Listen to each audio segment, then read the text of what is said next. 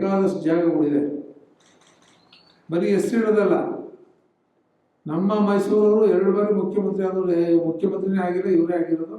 ಅವ್ರ ಬೇಕಾದ್ರೆ ಒಂದು ಸ್ಟ್ಯಾಚ್ಯೂನೇ ಮಾಡಿಸಿ ಅವ್ರಿಗೆ ನಿಲ್ಸೋಣ, ಅದರಲ್ಲೇನು ನಮಗೆ ಬೇಜಾರು ಇಲ್ಲ.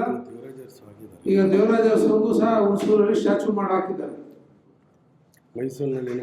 ಮೈಸೂರು ನಗರದಲ್ಲೂ ಸಹ ಅವರು ಭಾಳ ಒಳ್ಳೆ ಕೆಲಸ ಮಾಡಿದಂಥವ್ರು, ಅವ್ರಿಗಿನ್ನೂ ಸ್ಟ್ಯಾಚ್ಯೂ ಆಗಲಿ, ರಸ್ತೆ ಹೆಸರಿಟ್ಟು ರಸ್ತೆ ಅವತ್ತು ಹೊಸದಾಗಿ ರಸ್ತೆ ಮಾಡ್ತಿದ್ರು, ಆ ರಸ್ತೆ ಅವ್ರನ್ನ ಇಟ್ಟಿದ್ದಾರೆ, ಸಂತೋಷ.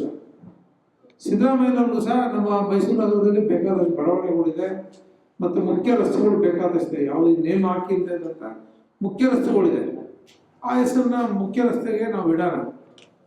ಮತ್ತೆ ಒಂದು ವಾಡಿಕೆ ಅಂದರೆ ಬದುಕಿದ್ದಾಗ ಯಾರ ಹೆಸರನ್ನು ಸಹ ಇಡೋದಿಲ್ಲ, ಯೂಸಲಾಗಿ ಇಡೋದಿಲ್ಲ. ಅವರು ಆದ ನಂತರದಲ್ಲಿ ಅವರು ಕಾಲಾವಧಿಯ ಮುಗಿದ ನಂತರದಲ್ಲೂ ಸಹ ಹೆಸರನ್ನು ಇಡುವಂಥದ್ದು ವಾಡಿಕೆ ಇದೆ, ಅದು ಸಹ ಇದೆ. ಆದರೆ ನಮ್ಮ ಒತ್ತಾಯ ಇರ್ತಕ್ಕಂಥದ್ದು ಇಷ್ಟೇ, ಆ ರಸ್ತೆಗೆ ಅವ್ರ ಹೆಸರು ಬೇಡ. ಯಾಕಂದ್ರೆ ಈಗಿರ್ತಕ್ಕಂಥ ಅವ್ರ ಕೊಡುಗೆ ಇದೆ ನೋಡಿ. ಸ್ಟಾರ್ಟಿಂಗ್ ಆದ ತಕ್ಷಣ ಅದು ನಮ್ಮ CFT ಸಿಗುತ್ತೆ, ರೈಲ್ವೆ ಮ್ಯೂಸಿಯಂ ಸಿಗುತ್ತೆ, ವಾಣಿ ವಿಲಾಸ್ ವಾಟರ್ ಸಪ್ಲೈ ನಮ್ಮದು ಸಿಗುತ್ತೆ. ಆ ರಸ್ತೆಗೆ ಈಗ ಆಲ್ರೆಡಿ ನೇಮ್ ಇರೋದ್ರಿಂದ ಈ ನೇಮನ್ನು ಮತ್ತೆ ಸಿದ್ದರಾಮಯ್ಯನವ್ರ ಹೆಸರನ್ನ ಇಡೋದು ಬೇಡ ಅಂತಕ್ಕಂಥದ್ದನ್ನ ಸಾರ್ವಜನಿಕರು ಹೇಳ್ತಾ ಇದ್ದಾರೆ. ನಮ್ಮ ಒತ್ತಾಯನೂ ಸಹ ಅದೇ ಆಗಿದೆ. ಮತ್ತೆ ಬಹುಶಃ ನನಗನ್ನಿಸ್ತದೆ ಮುಖ್ಯಮಂತ್ರಿಗಳು ಇದನ್ನು ಗಮನಿಸಿದರೆ ಗೊತ್ತಿಲ್ಲ, ಬಹುಶಃ ಇದನ್ನು ಅವ್ರಿಗೂ ಸಹ ಒಪ್ಪಲ್ಲ ಅಂತ ನನ್ನ ಭಾವನೆ.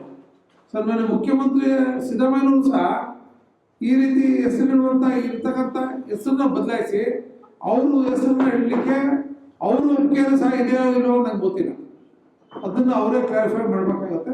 ನನ್ನ ಮನಸ್ಸಲ್ಲಿರ್ತಕ್ಕಂಥದ್ದು ಅವರು ಈ ವಿಚಾರಕ್ಕೆ ಒಪ್ಪಿಗೆ ಕೊಡೋದಿಲ್ಲ ಅಂತಕ್ಕಂಥ ವಿಷಯವನ್ನ ಈ ಸಂದರ್ಭದಲ್ಲಿ ಹೇಳಕ್ಕೆ ಇಷ್ಟಪಡ್ತೀನಿ.